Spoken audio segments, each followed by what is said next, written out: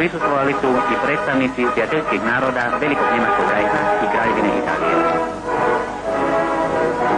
Njemački poslanik preuzvišeni gospodin Siegfried Schache, italijanski otpravnik poslova gospodin Giuseppe Casertano, sada imenovani poslanik Kraljevine Italije u nezavisnoj državi Hrvatskoj. Doglavnik vojskovođa Slavko Platenik dolazi da bi iz ruku poglavnika primio znamen vojskovodstva. U pratnji svojih krilnih pomoćnika doglavnik vojskovođa Hrvatske izvršio je smotru svih vrhnih odreda, te se srdačno pozdravlja sa stranim gostima.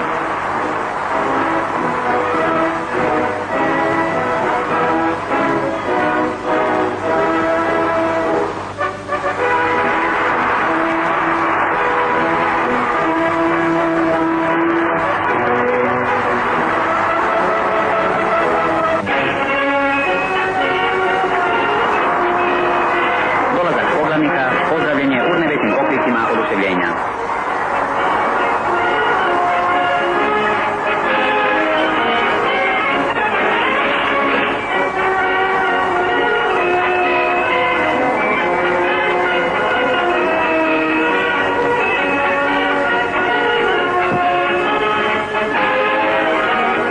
Poglavnik obilazi svrstane odrede hrvatskih ratnika.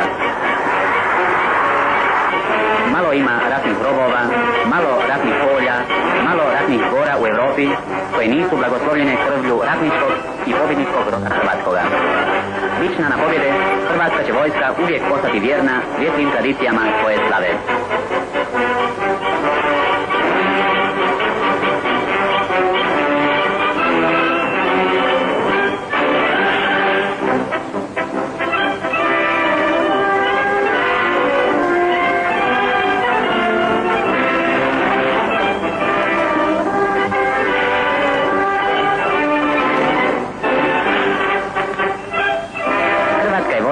Vjekove svojim u mnogim jezicima opisanim i opjevanim junaštvom smjelo kršila put pobjede svoj rastavi.